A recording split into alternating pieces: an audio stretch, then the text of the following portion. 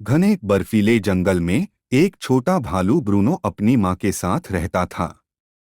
Bruno बहुत चंचल था, लेकिन अक्सर अपनी जिज्ञासा में खो जाता था। उसकी माँ हमेशा कहती, बहुत दूर मत जाना, खासकर रात में। जंगल खतरों से भरा हुआ है। एक शाम जब सूरज क्षितिज के नीचे ढल रहा था, ब्रूनो ने दूर एक टिमटिमाती रोशनी देखी। यह न तो चांद था और न ही तारे, यह कुछ और था। उसकी जिज्ञासा हावी हो गई और वह चुपचाप अपनी माँ से दूर उस रोशनी का पीछा करने लगा।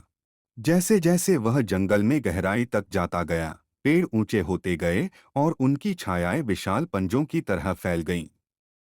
जितना वह आगे बढ़ा, रोशनी उतनी ही मंद होती गई। फिर अचानक वह पूरी तरह गायब हो गई और ब्रूनो अंधेरे में अकेला रह गया। डर ने उसे घेर लिया।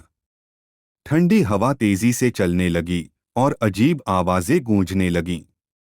अब उसे समझ आया कि वह रास्ता भटक गया था। उसकी आंखों में आंसू आ गए। उसे अपनी माँ की बात न मानने का पछतावा हुआ। तभी एक कोमल सुनहरी रोशनी फिर से दिखाई दी, इस बार दूर नहीं, बल्कि ठीक उसके सामने।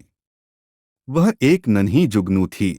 जुगनू हवा में मंडरा रही थी और हल्की हल्की चमक रही थी, मानो उसे अपने पीछे आने का इशारा कर रही हो।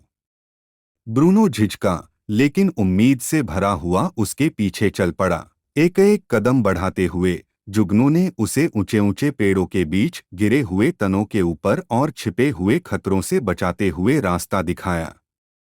ऐसा लगा मानो वह बहुत लंबा सफर तय कर चुका था। जब अचानक उसे एक जानी पहचानी जगह दिखी, उसका अपना घर। गुफा के द्वार पर उसकी माँ खड़ी थी, आंखों में चिंता लिए। ब्रूनो दौड़कर उसकी गोद में समा गया और धीरे से बोला, माँ, मुझे माफ कर दो। मुझे आपकी बात माननी चाहिए थी। उसकी माँ ने उसे कसकर गले लगाया और जुगनू की ओर मुस्कुराते हुए कहा, कभी कभी सबसे छोटी रोशनी भी हमें घर तक पहुंचा सकती है। उस दिन के बाद ब्रूनो ने समझ लिया कि जिज्ञासा अच्छी होती है, लेकिन समझदारी उससे भी बेहतर होती है। और उसने कभी भी प्यार और बुद्धिमत्ता की मार्गदर्शक रोशनी को नजरअंदाज नहीं किया।